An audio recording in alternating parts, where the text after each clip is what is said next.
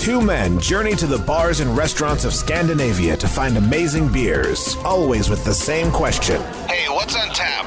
It's time to find out. What's on Tap podcast? Come into your ear holes. You keep invading people's ear holes. Because it's the way we roll, man. That's your kink. That's what I like. That's the way I roll. Yeah. Just gotta get in those ear holes. If only there was some way to send a podcast to people who don't want to listen to it. Yeah, sadly that technology doesn't exist. I guess we could just do video with subtitles. It doesn't exist yet. Well, today we have some special treats because we have a rare mead on our show. Yep. And we are once again delving into Moersleutel territory with the latest in the Barcode series. And we got Bjorn and Pontus again. Yeah, but Pontus is the one who brought the rare mead. So you can't just go, we have Bjorn and Pontus on the show. We have super special guests. Woo, woo! Look, they can't be special every time. They're always special. They will never stop. Guests will never stop being special. Oh. We released so many episodes of this podcast, and the ones with guests are so minuscule in amount. So it's a special treat. Okay. It is a special treat. So guys, welcome back on the show again. Thank you. Thank you again. Thanks for having us. You get to decide if you are special guests or not. We are special ed guests. Are you a returning regular at this point? No? What? No. Okay. You don't like that? Bjorn is a returning regular. Yeah. I'm aiming for that host. Yeah. When I drop off, you will just like zoop, get all the glory. Yep. And then they can record the episodes in Björn's cozy chamber of books. Yes. Is Well, that yeah? Then I finally can do these episodes naked. Like me and Stefan usually. We I don't have guests. say the only reason we're clothed now is because you guys are here. Well, why do you think this has never been a video podcast? That's where the Pornhub feed comes in. Right? All right, so we're starting with the mead? we are starting with the mead. I think we have to. Do you want to present it, Pontus, or do you want me to do it? Hey, go ahead. So this is Norwegian mead maker Marlobobo. Yes. And it's their... We have had the Marlobobo Bear, which is their offshoot regular brewing kind of. But we kind of company. bashed that beer, so... We didn't bash it. We just said it wasn't up to the quality of the meads that they've been putting out. Exactly. So this one is the Bourbon Barrel-Aged Wildberry Doofus, which is a Bourbon Barrel-Aged bochet with 6 different berries, further conditioned on Ugandan vanilla, and aged 7 months on Buffalo Trace barrels. Yes, and if you want more information, there's everything is listed on tap, like the origin of the honey, the berries and everything. So what are the berries? The berries here are blackberries, strawberries, raspberries, bilberries, black currants, and red currants. Nice. And they are from Poland and Serbia imported berries, which is unusual for them to do. They usually source everything locally. Yeah. And the honey is a Ukrainian sunflower honey, which has been caramelized. Hence, it's a bochet. It's a caramelized honey. Oh, nice. How strong is it? 13%. Just the way we like our meats. Like Yes. water. Yeah. Yeah. So it's dark red, purple. Well, before we get into this, I just want to talk a little bit about meads and dispel the myth. Because if you're thinking about mead and you've only had mead at like a Renaissance fair or something, this is not the syrupy, honey, gross cough syrup. If you've only ever had mead like that, it's time for you to kind of rediscover what meads can be. Because they are not overly sweetened fermented honey anymore. It's a lot more rich flavors, complexity, and things going on. Like you said, they've got a lot of berries and vanilla and all sorts of wild stuff going into these things. Yeah. So some people call these candy meads or even pastry meads because they are candy. They are desserts. Yeah, they really are. A lot of beer nerds here in southern Sweden and Denmark got their first real introduction to this kind of meads when Superstition kept coming back to MBCC because they make meads in the same kind of category, even though those meads aren't as good as Marlobobo that we have here and a few others like Schranz and Pips, which is way more rare. But Schranz makes its way to web shops all the time.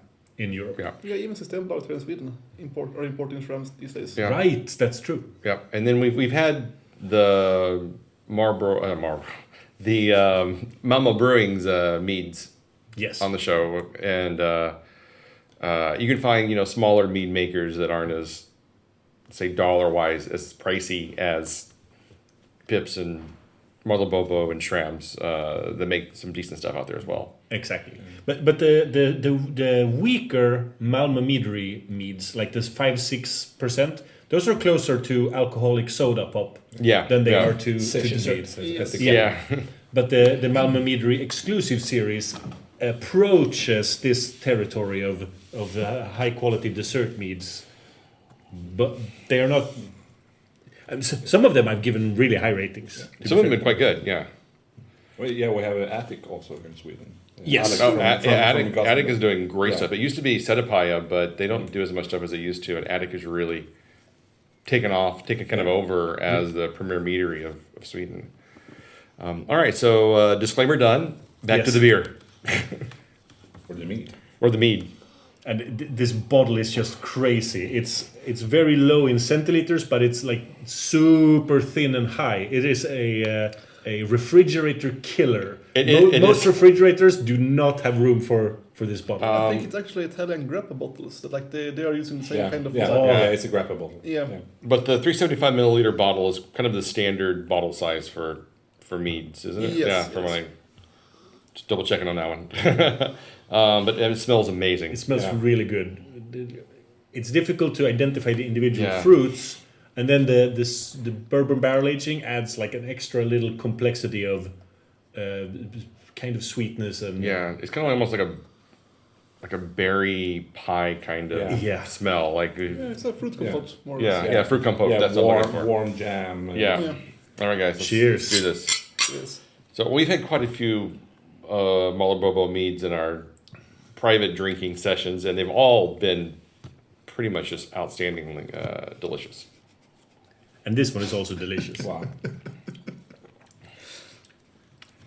We would not mean for it. You guys can all talk. You know, don't look at me to lead this. well, I just look at you because I like looking at Oh, you. thanks. I appreciate that too. So this is we are speechless.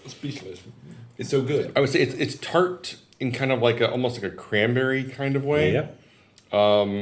The vanilla kind of comes in on the back end. It just kind of, like you said, kind of like, if you say pastry mead, I definitely see where you're going with that.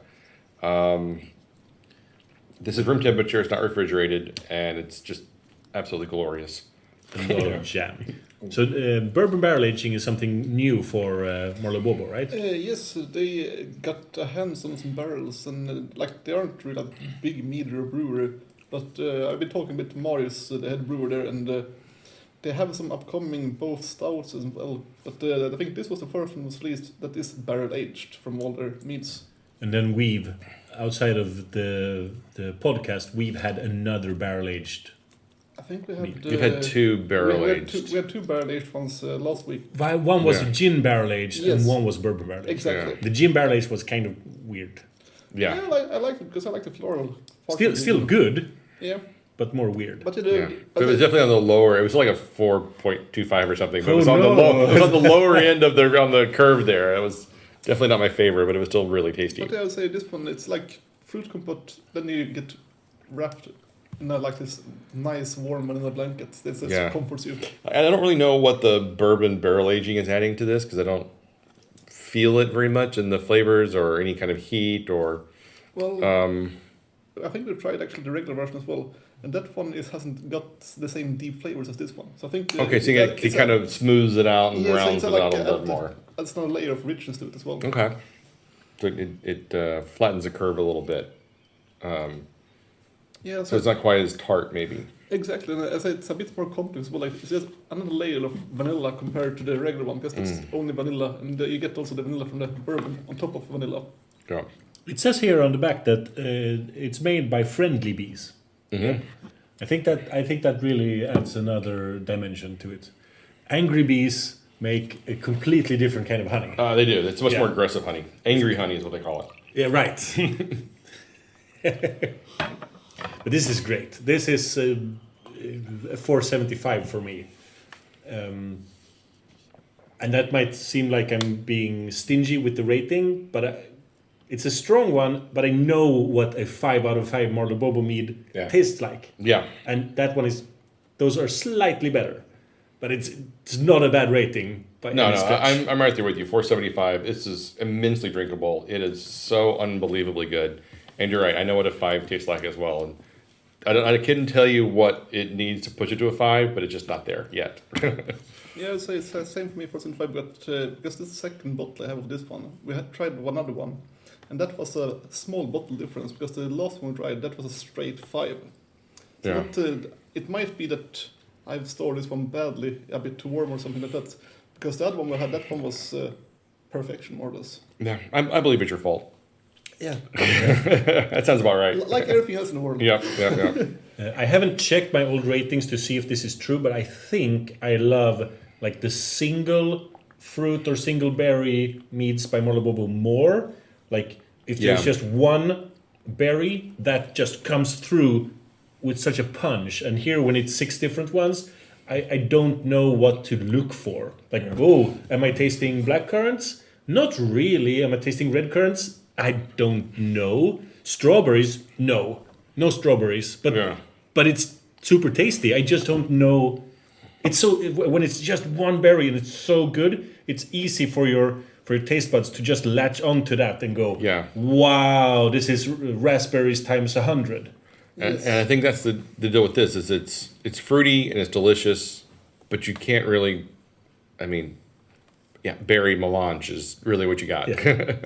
But I say, if you want to try more from Marlobobo, I can strongly recommend everything with the Stevensberry cherries. Because those are mind-blowingly good. Yes. Yeah. Or Bjorn, you haven't had a chance to say much here? I will agree with you. 475 for me also. I agree with the cranberry tartness. Yeah. That's the thing that draws it down one notch for me. But really, for me, it's what kind of elevates it a little bit. Really? Kind of makes it pop a little bit. I'm not a cranberry juice fan. You love Lingen. Lingen's basically the same thing as cranberries. Yeah, but not. I'm not a Lingen. Oh, really? Are you? Not as a drink, but There's no to blood pudding, then it's good. Okay. So, but, fair enough. But it's still awesome. It's Marius is a fucking wizard when it comes to mead. Yeah. So, hopefully we'll start seeing this on the bar shelves in Sweden soon, because it's freaking amazing. It's so good. All right.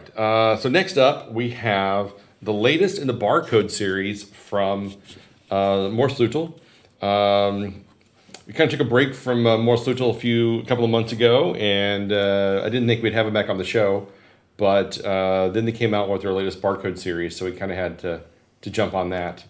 You fell into the trap. Yeah, every time it gets me. This is the platinum and pink one. It is bourbon whiskey barrel aged imperial stout with peanuts and chocolate, peanut butter and sprinkles. That's the Dutch kids eat for breakfast. Lord, I'm not surprised at all. it was an inspiration for the new Barcode. Fairly sweet, barrel aged with a luxurious and decadent feel. And nice alcohol punch. Comes in at 15%. Yikes. The base beer is a combination of the Can Brulee and the Bolt and the Beast, and blended on. I can't read that word; it's too small. And Woodford Reserve barrels, combined with French whiskey barrels, made from. Good Lord! I really wish they would print this a little bit. Micle. Michelle? Sure. Yeah, sure. And I could be wrong on that. The print is so fine. And then they added kilos of peanuts and a lush amount of cocoa nibs for an extra layer of yum. But there's one thing you've missed, because how will our listeners know which beer this is if you don't read out the numbers? Well, I hadn't gotten to that part. I was saving that for the end. Sure. And of course, this is 871-999-2492-954. There we go. Now we right. know what beer we're talking about. Exactly. Otherwise, we're just fumbling in the dark. Well, I think we were all together the last time we had the Barcode series, and it was an overwhelming failure. It was the first one in the series that we all universally did not care for. So this one is their redemption story, hopefully. There's a chance for redemption. Yes. It looks good. Yeah, it smells nice. You got the barrel aging. You got some chocolate notes on there. It smells strong. I'd say it smells a lot like peanut flour. Well, it's got peanuts in it. Tons of peanuts. Tons of peanuts? Tons It's of got the tons of peanuts. dry nuttiness. Yeah. So both peas and nuts? Yep. Yeah. All you can handle. Awesome. A real mouthful. All right. Cheers.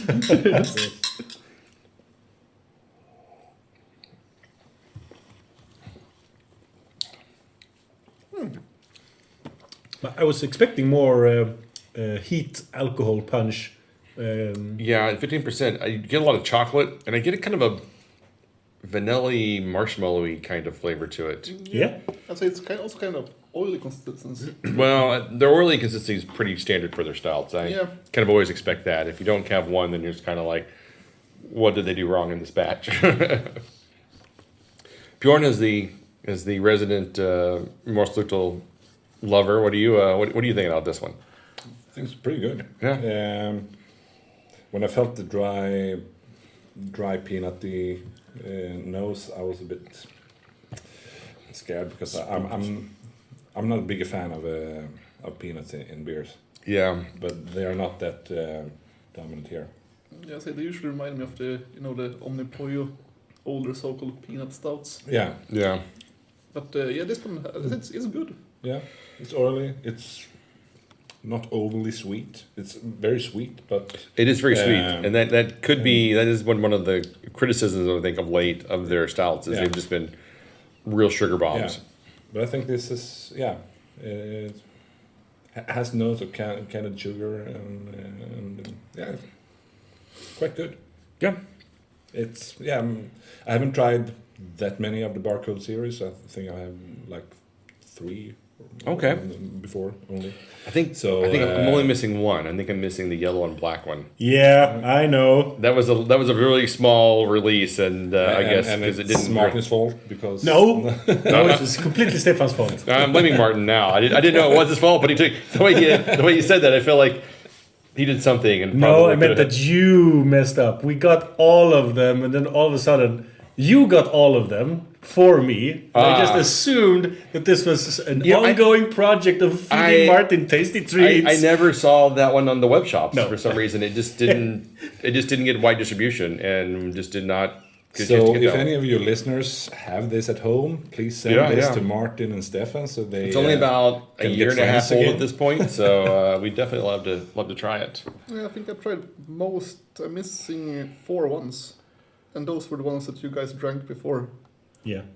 Yeah, because we were pretty much on the ball when they first came out to try them on the web shop. We just kind of started as a fluke because we got a couple of them in, and then it was like, and then every few months they put out a couple more, and like, oh, I'll buy those too, and they just kind of kept going until I think the pandemic kind of killed the yellow and black release a bit. Apparently, it was included in a beer calendar.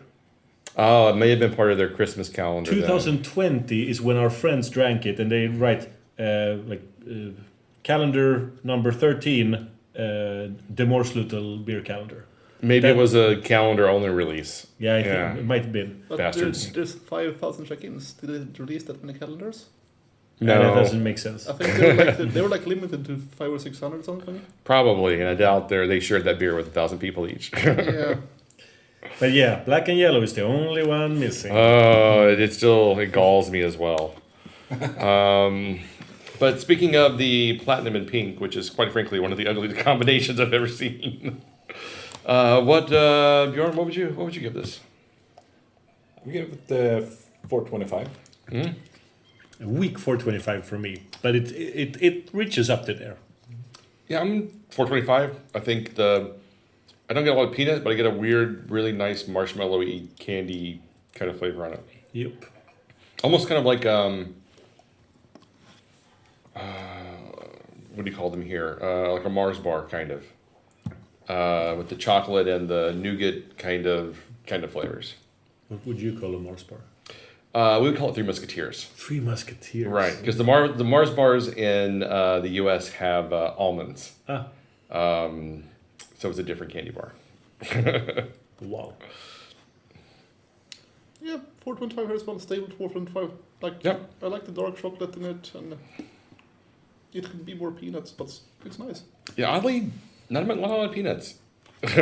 No, only the nose. Yeah. Okay. Well, this is another episode, guys. Thanks again for Strong joining. episode ABV wise. Very strong ABV wise. Lucky we have friends to share these beers with. Or we yes. would just be drunk and the show would go nowhere. Yes. Oh, no change there. So pretty much par for the course. Yeah. So just a little heads up for the next 3 episodes. We're going to be covering the Moersleutel 6th anniversary box. Normally this is I think we have scheduled this sometimes around our own anniversary, but these came out earlier than that.